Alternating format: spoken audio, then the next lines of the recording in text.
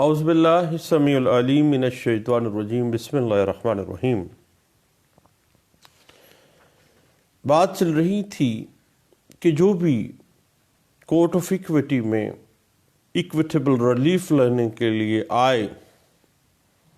اس کا اپنا دامن صاف ہونا چاہیے۔ انصاف کے لیے آنے والا جو شخص ہے قانون اس سے تقاضا کرتا ہے کہ اس کی نیت صاف ہونی چاہیے۔ اگر متنازع معاملے میں خود مدعی مقدمہ کا اپنا کردار ہی مشکوک اور فریب پر مبنی ہے تو کورٹ آف ایکویٹی اس کو ایکویٹیبل ریلیف دینے سے انکار کر سکتی ہے، کیونکہ انصاف کا تقاضا یہی ہے صاحب کہ ایکویٹیبل ریلیف لینے کے لیے جب آپ کورٹ آف ایکویٹی میں آتے ہیں تو خود مدعی اس مقدمے میں جس کے تحت وہ ایکویٹیبل ریلیف چاہتا ہے اس مقدمے میں کوئی غلط بیانی یا فریب کا مرتکب نہ ہو۔ اس بات کی interpretation PLD 1988 Lahore high court page 725 اور PLD 1989 سپریم کورٹ پیج 166 میں کی گئی تھی۔ اب فرض کریں کہ زین اور بابر آپس میں معاہدہ کرتے ہیں کہ وہ ناجائز طریقے سے عمر کی جائیداد ہتھیا لیتے ہیں اور پھر اس جائیداد کو باہمی رضامندی سے زین اور بابر آپس میں بانٹ لیں گے، عمر سے فراڈ کر جائیں گے۔ چنانچہ زین اور بابر دونوں مل کے دھوکہ دہی سے عمر کی پراپرٹی پر قبضہ کر لیتے ہیں، لیکن بعد میں جو زین بابر کو وہ پراپرٹی جو دونوں نے مل کے ہتھیائی ہے اس میں سے آدھا حصہ دینے کے لیے تیار نہیں ہوتا ہے، انکاری ہو جاتا ہے۔ جب اس طرح ہوتا ہے کہ زین اور بابر نے عمر کی پراپرٹی دھوکے دہی سے ہتھیا لی، زین جو ہے وہ انکار کر دیتا ہے کہ بھئی یہ ساری پراپرٹی جو دھوکے سے ہم نے لی ہے وہ ساری میری ہے،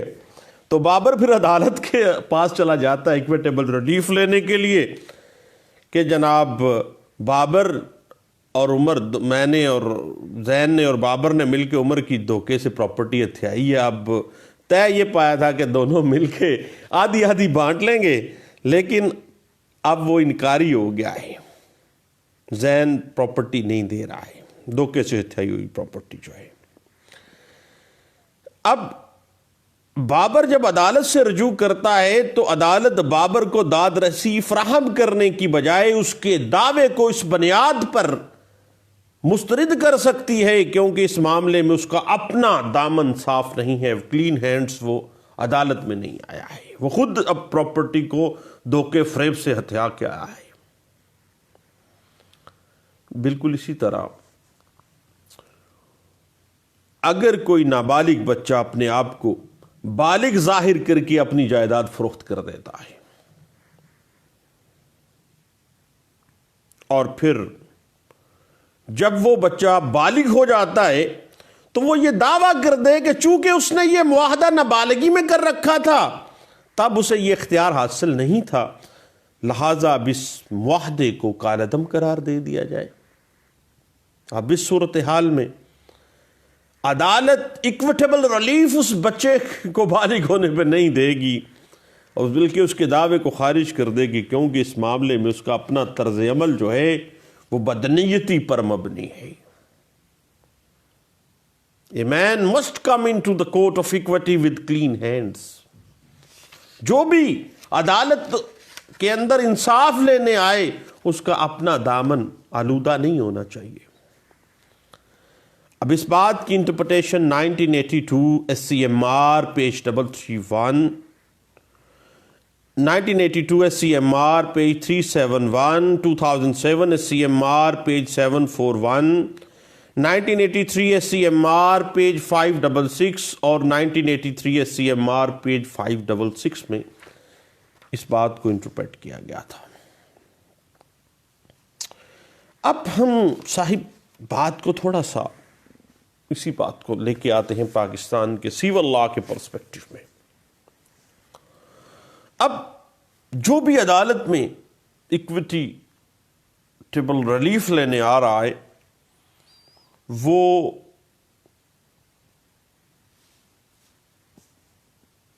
کلین ہینڈ آئے گا۔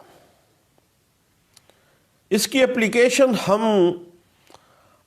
Section 48 transfer of property act 1882 میں دیکھ لیتے ہیں کہ ایک شخص اپنی جائیداد کو دو مختلف شخصوں کے پاس مختلف اوقات میں مورٹگیج رکھتا ہے اور حالات کو مکمل طور پر پوشیدہ رکھتا ہے، تو ایسے شخص کے مفاد کو ترجیح دی جائے گی جس کا حق مقدم تھا۔ مثلا اگر ایک شخص دھوکہ دہی کا مظاہرہ کرتا ہے تو دین وہ ایکویٹیبل ریلیف کا سہارا نہیں لے سکتا ہے، کیونکہ اس کا اپنا ذاتی طرز عمل جو ہے وہ بدنیتی پر مبنی تھا، لہذا ایکویٹی کے جو اصول ہیں، جو انصاف کے اصول ہیں، ان کے مطابق جو شخص ایکویٹیبل ریلیف چاہتا ہے اس کے لیے ناگزیر ہے کہ خود اس کا اپنا دامن غیر آلودہ ہو، اس کے ہاتھ صاف ہونے چاہیے۔ اس بات کی interpretation P L D 1996 supreme court page 246 میں بھی کی گئی تھی۔ اس کے بعد صاحب اگر ہم section 48 transfer of property act 1882 کو دیکھیں تو اس کے الفاظ تو یہاں ہیں کہ جہاں ایک شخص مختلف اوقات میں اپنی ایمویبل پراپرٹی یا اس کی بابت کوئی رائٹ کی منتقلی کا اظہار کرتا ہے اور ایسے تمام حقوق موجود نہیں رہ سکتے یا اس کی مکمل حد تک اس پر عمل درآمد نہیں ہو سکتا، تو بعد میں کیا گیا ہر حق خاص معاہدہ کی غیر موجودگی میں یا اظہار رائے میں یا علیحدہ سے جس کو منتقل کیا گیا اس کو پابند کرنے کے لیے اس سے پہلے قائم کیے گئے حقوق کے تحت ہوگا۔ یعنی ایک شخص اپنی جائیداد کو دو مختلف لوگوں کے پاس مختلف اوقات میں اگر مورٹگیج رکھ دیتا ہے، حالات کو مکمل طور پر ایک دوسرے سے پوشیدہ رکھتا ہے، تو ایسے شخص کے مفاد کو ترجیح دی جائے گی جس کا حق مقدم ہوگا اس کو، تو کیونکہ اگر وہ خود رائٹ کلیم کرتا ہے تو وہ تو خود دھوکہ گر کے عدالت میں آیا ہے۔ آگے چلتے ہیں حضور، اور ہم جا ٹھہرتے ہیں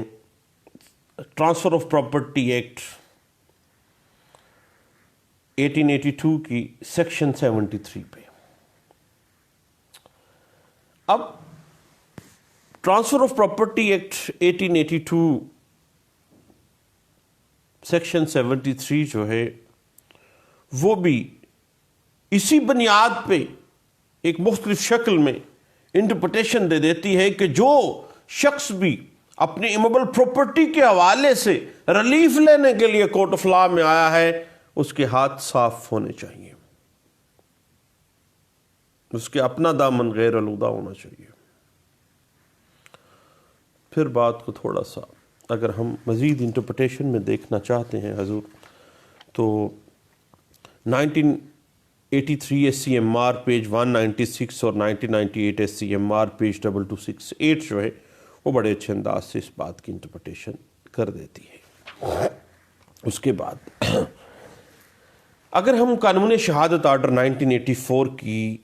آرٹیکل 114 جس کو اسٹاپل کہا جاتا ہے، اگر ہم تھوڑا سا ذہن استعمال کریں، قانونی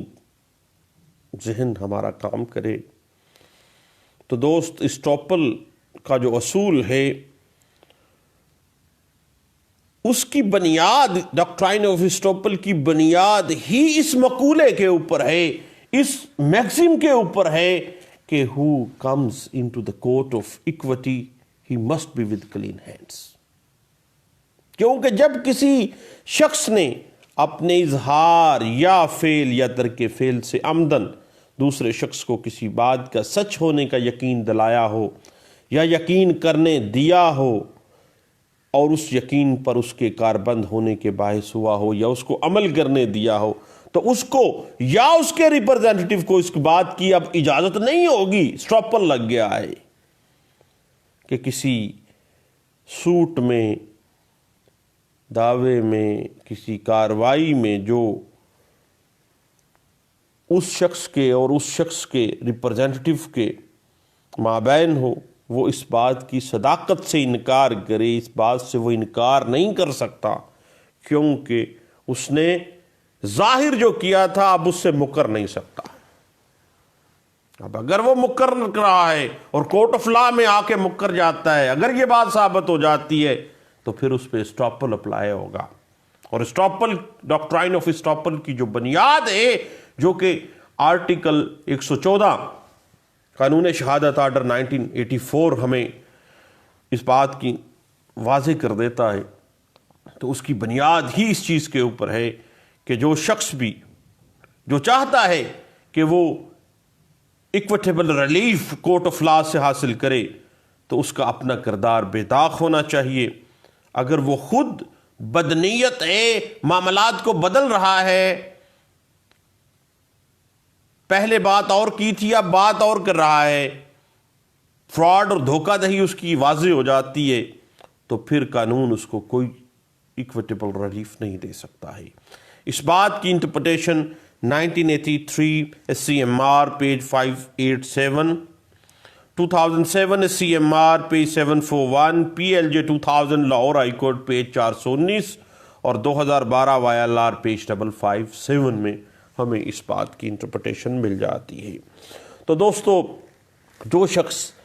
نیک ضمیری کے اصولوں کی بنا پر کسی حق کا دعویٰ کرتا ہے، اس کو خود نیک ضمیر ہونا چاہیے، اور